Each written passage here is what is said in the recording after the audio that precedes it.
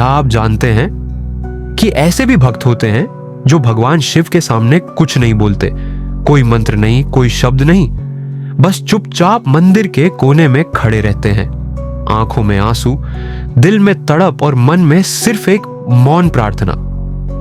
लेकिन क्या भगवान शिव ऐसे भक्तों की सुनते हैं? क्या बिना बोले की गई प्रार्थना भी शिव तक पहुंचती है? आज हम आपको एक ऐसी भक्त की कहानी सुनाने जा रहे हैं जिसकी मौन प्रार्थना ने खुद भगवान शिव को प्रकट होने पर मजबूर कर दिया।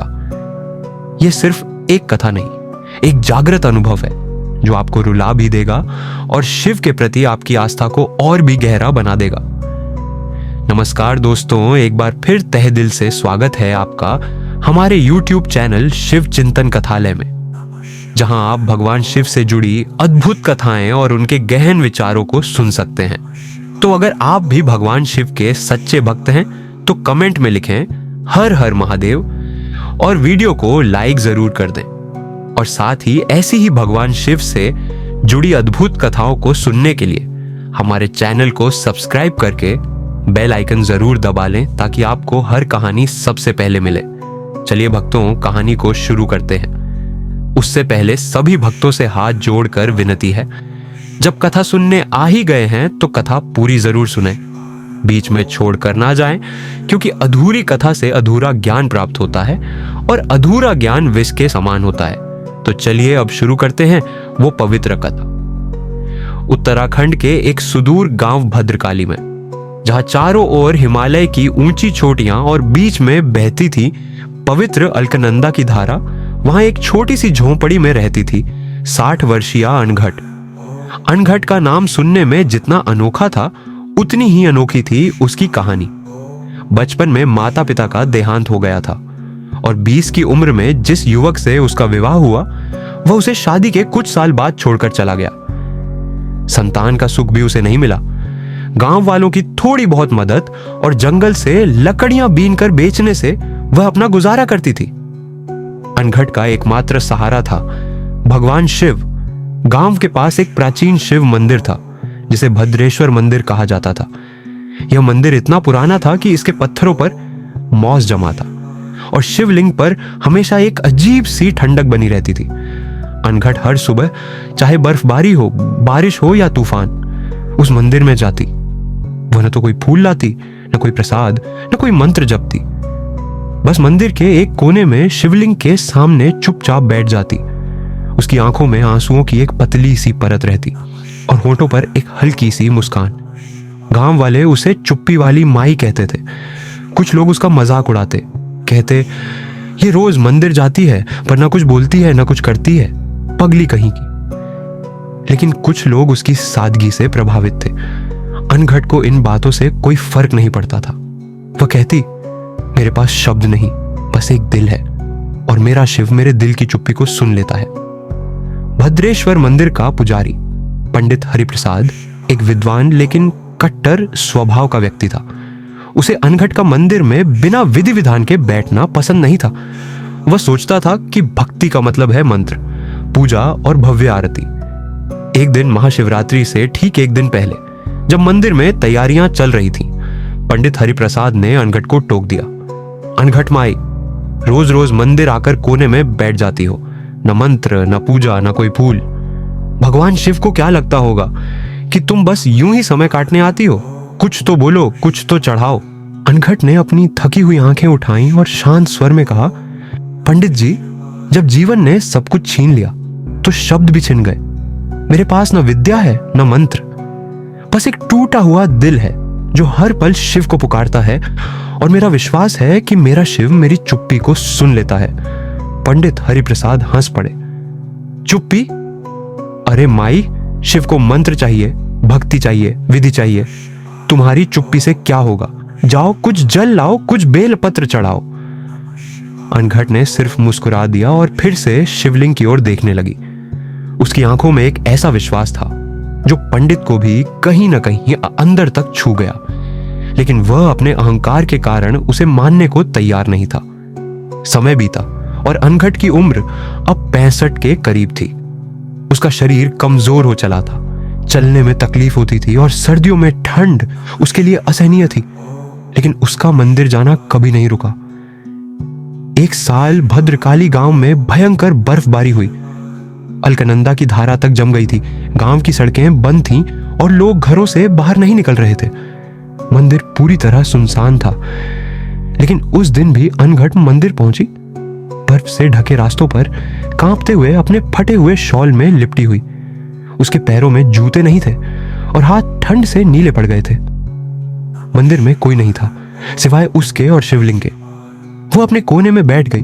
उसकी सांसें भारी थीं और शरीर ठंड से अकड़ रहा था। उसने शिवलिंग की ओर देखा और उसकी आंखों से आंसुओं की धारा बहने लगी। वह मन ही मन बोली, भोलेनाथ, मेरे पास कुछ नहीं, न कोई परिवार, न कोई सहारा, बस आप है। मेरी जिंदगी की हर सांस आपके नाम है। क्या मेरी चुप्पी भी आपके कानों तक पहुंचती है? क्या मेरी तड़प आपको दिखती है? उस दिन अनघट बहुत देर तक मंदिर में बैठी रही। बाहर बर्फबारी और तेज हो गई थी। उसका शरीर अब और ठंड बर्दाश्त नहीं कर पा रहा था। वह मंदिर के बाहर एक पुराने पीपल के पेड़ के नीचे लेट गई। ठंड ने उसके शरीर को जकड़ लिया और वह बेहोश हो गई। उसी रात अर्धरात्रि के समय अनघट को एक स्वप्न हुआ। यह स्वप्न नहीं, मानो जागृत अवस्था में दर्शन हो रहे हों। चारों ओर श्वेत आभा थी। हल्की डमरू की ध्वनि गूंज रही थी और एक शीतल हवा बह रही थी। तभी भगवान शिव प्रकट हुए। त्रिशूलधारी, जटाधारी, चंद्रशेखर, गंगाधर, शांत और करुणामयी। उनके माथे पर चंद्रमा चमक रहा था और आंखों में अनंत दया थी। शिव ने अनघट से कहा, अनघट मेरी पुत्री, तेरी हर पुकार, तेरा हर आंसू, तेरा हर मौन मेरे हृदय तक पहुंचता है। तू जो बिना बोले मेरे सामने बैठती है, वो मेरे लिए सबसे पवित्र भक्ति है। तेरा मौन मेरे लिए वेदों के मंत्रों से भी गहरा है। तूने मुझे अपने जीवन का हर पल सौंप दिया और मैंने तुझे अपने चरणों में स्थान दिया। अनघट की आंखों से आंसुओं की धारा बहने लगी। उसने कांपते स्वर में पूछा, प्रभु, लोग कहते हैं कि बिना मंत्र, बिना पूजा भक्ति अधूरी होती है। मेरे पास तो कुछ भी नहीं। क्या मेरी चुप्पी भी आपको स्वीकार है? शिव मुस्कुराए और बोले, भक्ति का मतलब है आत्मा का समर्पण। जो दिल से निकलता है वही सच्ची पूजा है। तेरा मौन तेरा मंत्र है, तेरा आंसू मेरा गंगा जल है और तेरा हृदय मेरा मंदिर है। तूने मुझे कभी नहीं छोड़ा और मैं तुझे कभी नहीं छोड़ूंगा। अनघट का मन शांत हो गया। उसने शिव के चरणों में सिर झुकाया और कहा, बस इतना ही चाहिए था प्रभु। अब मेरे जीवन का हर दुख मिट गया। शिव ने उसे आशीर्वाद दिया और कहा, अनघट, तेरा जीवन मेरे भक्तों के लिए एक प्रेरणा बनेगा। तेरा मौन मेरे मंदिरों में गूंजेगा। अगली सुबह जब बर्फबारी थम गई, पंडित हरिप्रसाद मंदिर पहुंचे। उन्होंने पीपल के पेड़ के नीचे अनघट को देखा। उसका चेहरा शांत था। होठों पर एक हल्की मुस्कान थी और आंखें बंद थीं। अनघट इस संसार को छोड़ चुकी थी। पंडित ने मंदिर के अंदर कदम रखा और जो देखा वह देखकर उनके रोंगटे खड़े हो गए। शिवलिंग पर जल की एक पतली धारा बह रही थी, बिना किसी के चढ़ाए। मंदिर में एक अजीब सी खुशबू थी और हल्की डमरू की ध्वनि गूंज रही थी। शिवलिंग के पास कुछ बेलपत्र बिखरे थे जो बर्फबारी के बावजूद ताजा और हरे थे। पंडित को समझ आ गया कि अनघट की मौन प्रार्थना सफल हो गई थी। भगवान शिव ने उसे अपने पास बुला लिया था। उन्होंने गांव वालों को बुलाया और अनघट का अंतिम संस्कार अलकनंदा के तट पर किया गया। उस दिन आकाश साफ था और एक अजीब सी शांति पूरे गांव में थी। अनघट की कहानी गांव से निकलकर दूर दूर तक फैल गई। लोग भद्रेश्वर मंदिर में आने लगे और कई भक्त अब अनघट की तरह मौन प्रार्थना करने लगे। पंडित हरिप्रसाद का अहंकार टूट गया। उन्होंने मंदिर में एक छोटा सा स्मारक बनवाया जिस पर लिखा था, मौन की गूंज, अनघट की भक्ति। भक्तों, भगवान शिव ने अनघट को जो वचन दिए वो हम सभी के लिए है। जो मनुष्य मेरे सामने मौन होकर प्रार्थना करता है, मैं उसकी चुप्पी को भी सुनता हूं, क्योंकि वो मौन आत्मा की आवाज है और आत्मा मुझसे कभी अलग नहीं होती।